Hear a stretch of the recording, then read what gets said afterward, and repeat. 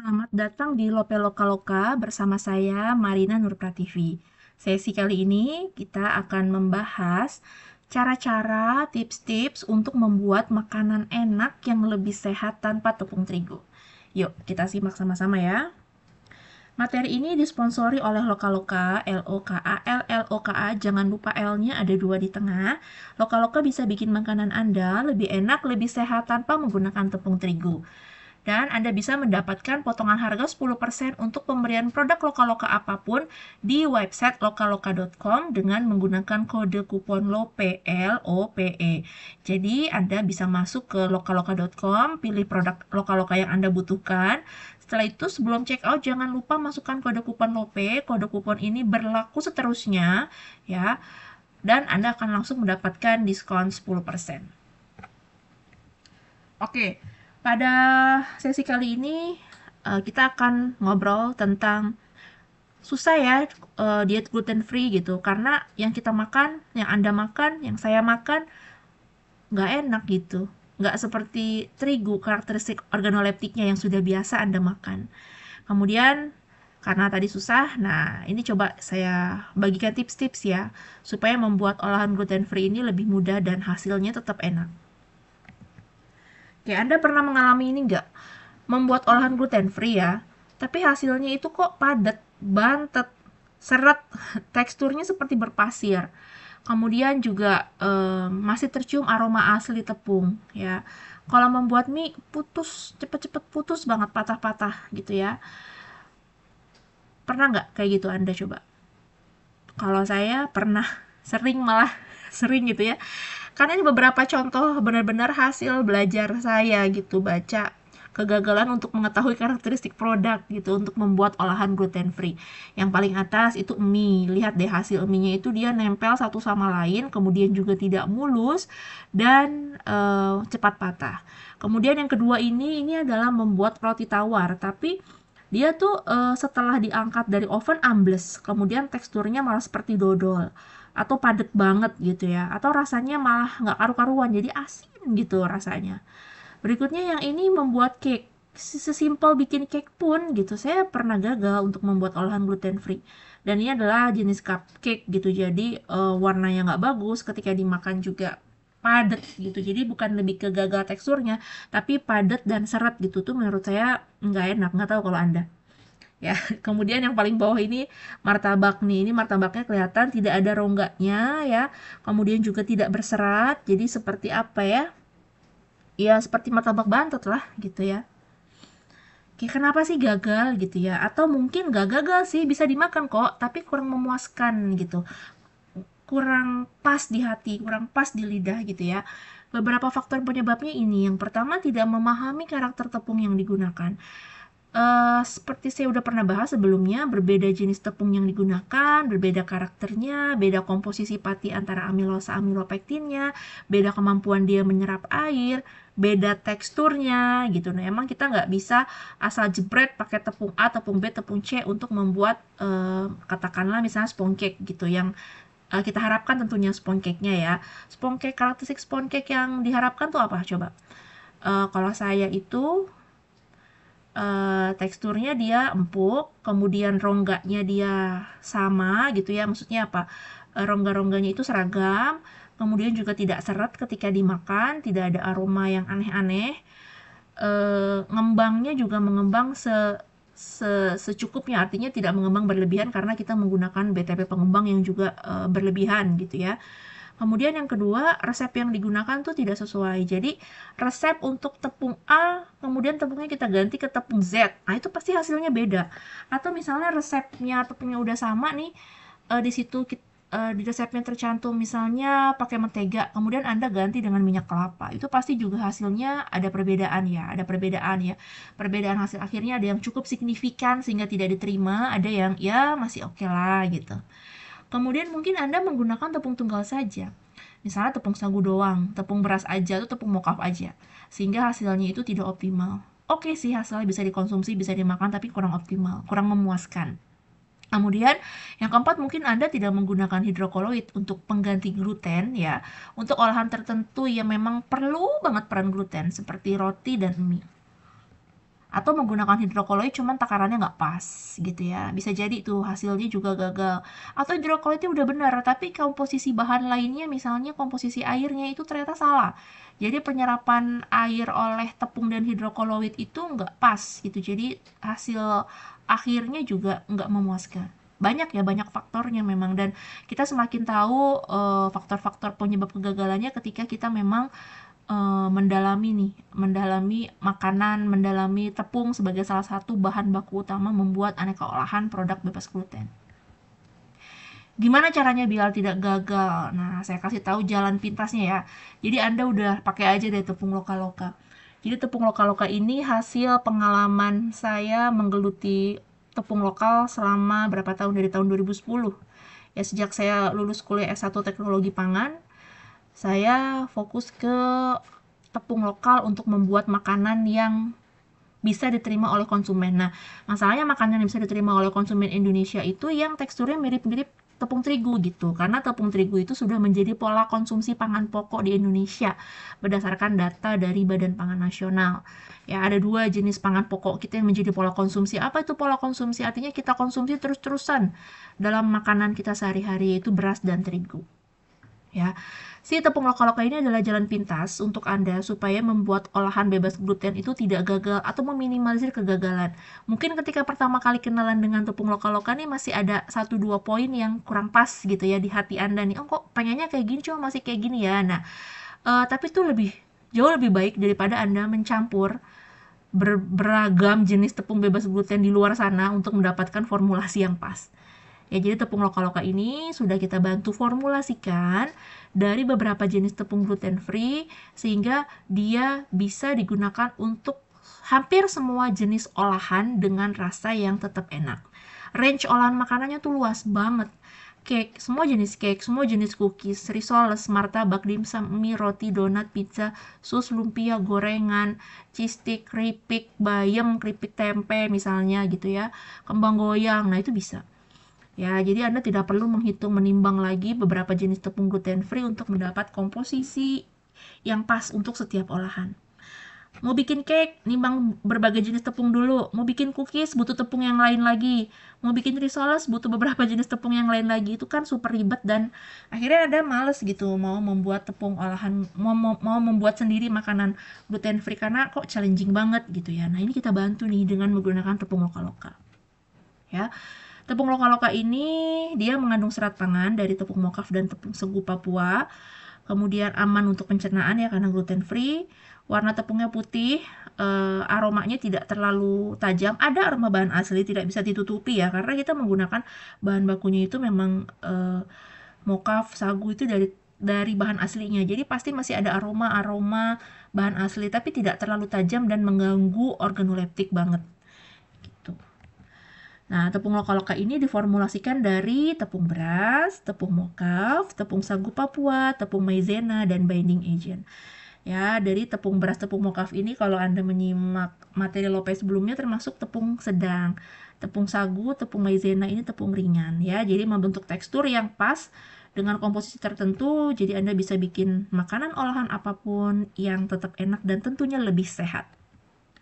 Oke, kita kenalan dulu yuk dengan bahan baku loka-loka ya. Yang pertama ada tepung mokaf, singkatannya modified cassava flour, tepung singkong yang dibuat dengan cara modifikasi yaitu fermentasi oleh bakteri asam laktat. Karena ada proses fermentasi, di sini kita ada titik kritis kehalalan sehingga tepung mokaf yang digunakan sudah tersertifikasi halal.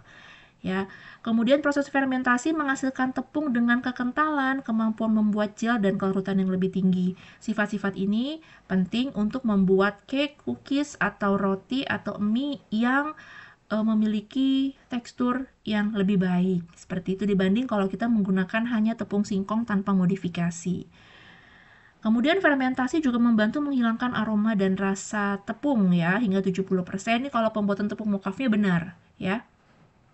Mokaf bisa mengganti sebagian atau seluruh bagian terigu nih ya, notes-nya sebagian atau seluruh. Jadi ada produk yang bisa all mokaf 100%, ada produk yang hanya sebagian aja mokafnya. Oke, kemudian berikutnya di sini ada tepung sagu. Saya bilang tepung sagu Papua karena memang diperoleh dari pohon sagu yang ada tumbuh di wilayah Papua. Sagu ini diklaim sebagai pangan masa depan Indonesia karena memiliki banyak manfaat untuk kesehatan tubuh dan dapat mendukung keberlanjutan sustainability dari lingkungan hidup kita. Tepung sagu ini dia jenisnya karbohidrat kompleks ya dan bermanfaat juga sebagai prebiotik karena dia banyak mengandung serat pangan. Dia membantu sistem pencernaan kita lebih sehat dengan mendukung pertumbuhan bakteri baik di dalam usus. Tadi karena dia sebagai si prebiotik yang merupakan makanan dari bakteri baik di dalam usus kita.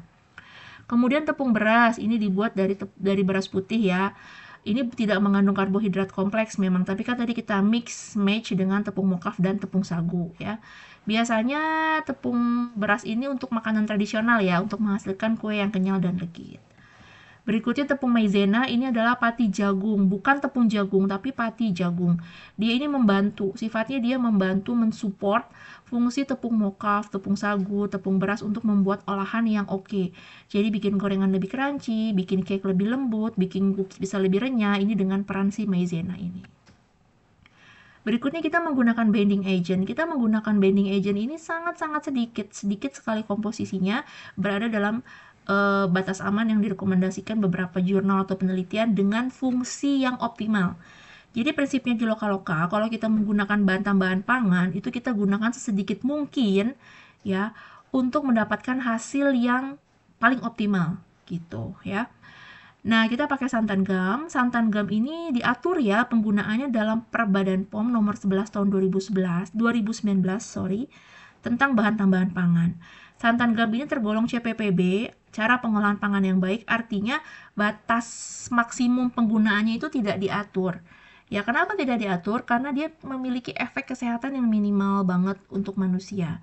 Adiknya nih acceptance daily intake, jadi batas maksimum yang diizinkan untuk dikonsumsi oleh manusia itu not specified gitu. Jadi sama seperti kalau kita menggunakan apa ya, cuka makan seperti itu, garam ya, dia adiknya not specified dan tergolong CPPB.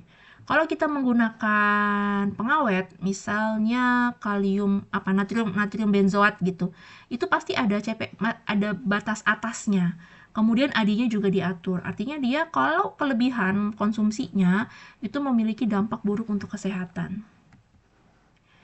Ya, santan gam yang digunakan juga sekali lagi telah memiliki sertifikat halal karena Lokaloka ini sudah tersertifikasi halal ya. Oke, kemudian yang perlu kita pahami nih, perlu kita kenali, mengenal lebih dekat dengan tepung Lokaloka, dia itu cenderung lebih suka air dibandingkan dengan tepung terigu. Sehingga beda tepung, beda karakteristik, beda hasil akhir itu harus kita sepakati dulu bersama nih ya. Beda hasil akhir, tapi penggunaan tepung Lokaloka ini, hasil akhir yang berbeda itu diminimalkan banget perbedaannya supaya bisa diterima oleh konsumen. Nah, maka dari itu, kalau Anda menggunakan tepung Lokaloka untuk menggantikan tepung terigu pada resep Anda masing-masing, silahkan, boleh. Tapi takarannya itu antara plus minus 10-20%. Misalnya di resep Anda tertulis penggunaan tepung terigu 100 gram gitu ya. So, kita mulai dari penimbangan tepung Lokaloka itu min 20% dulu. Jadi berapa? Sekitar 80 gram ya, 80 gram sampai 120 gram tuh penggunaan tepung Lokaloka. Bervariasi, berbeda. Mungkin sama-sama marmer cake, tapi beda resep, beda komposisi lemaknya, beda cara membuatnya. Marmer cake yang ini pakai metode butter. Butter dulu dikocok dengan gula halus. Marmer cake yang ini pakai metode sponge cake. Nah, itu juga penggunaan tepungnya berbeda. Jadi kalau ada, misalnya Anda tanya nih, saya punya resep mau bikin marmer cake, berapa ya mengganti tepung Lokalokannya untuk tepung terigu, saya sarankan gunakan dulu 80% dari resep terigunya. Gitu ya, karena saya juga bukan cenayang gitu yang bisa menerawang segini loh penggunaannya gitu ya. Memang si tepung Lokalokang ini nggak 1:1. Ada banyak resep yang 1:1 bisa, tapi ada juga yang penggunaannya lebih sedikit, ada juga yang penggunaannya lebih banyak. Jadi amannya gunakan dulu 80% dari resep terigunya kalau kita mau langsung substitusi resep terigu dengan Lokaloka. Nah ini ya, semoga bisa dipahami nih. Kalau untuk cookies biasanya lebih banyak dari tepung terigu nih, biasanya gitu ya. Sehingga perlu ditambahkan tepung 10-20% lebih banyak biasanya. Kemudian tepung loka-loka untuk membuat roti. Nah, untuk membuat roti gluten free ini caranya nggak sama ya dengan membuat roti gluten, roti dari tepung terigu atau roti dari tepung gandum ya. Untuk membuat roti, tekstur adonannya lebih encer, mirip adonan cake yang berat gitu ya, daripada adonan roti biasa. Nanti ada sesi tersendiri nih membahas tentang roti gluten free, membahas tentang cookies gluten free, membahas tentang cake gluten free. Jadi tetap simak ya materi-materi Lope yang nanti akan kita bagikan. Oke, kemudian juga loka-loka di sini sudah ada informasi nilai gizinya yang sudah diuji oleh laboratorium yang terakreditasi. Dalam 100 gram tepung loka-loka mengandung 365 kilokalori dengan hanya energi dari lemak itu cuma 9 kilokalori, sedikit banget ya. Lemak totalnya hanya 1%. Proteinnya rendah nih, sehingga nanti hasil olahan Anda itu lebih pucat ya. Dari olahan tepung terigu hanya 4 gram atau hanya 6%. Karbohidrat totalnya 85 gram, gulanya 1 gram dan natriumnya di sini 16 gram. Sedikit ya. Oke, tadi juga udah sempat kita bahas sebelumnya ada klaim bebas gluten yang diatur oleh Peraturan Badan POM nomor 13 tahun 2016. Nah, ini hasil uji tepung loka-loka yang juga dilakukan oleh laboratorium yang terakreditasi. Hasil uji glutennya di 16,26 ppm, artinya masih masuk kategori bebas gluten dari Badan POM. Nah, ini adalah saya spill dulu nih aneka hasil olahan gluten free yang kita uji coba di dapur loka-loka ya. Ada kue sus, ada crepes, martabak manis, roti tawar, sus kering, pie brownies, kastengels, rainbow cookies. Ini rainbow cookies ini kita pakai pewarna alami kan, jadi tidak terlalu jegrek gitu ya warnanya ya. Kemudian di sini ada nugget, ada sosis, ini bakso jamur, mie, dimsum, siomay, bakwan less fat. Jadi ini tidak digoreng, tapi kita menggunakan cetakan martabak mini yang hanya dioles sedikit minyak. Kemudian kita panggang ya, semi panggang. Kemudian di sini ada okonomiyaki, ada sifon, marmer cake, bolu gulung. Nah, itu ya kurang lebih ya hasil olahan tepung loka-loka yang kita sudah buat. Gimana?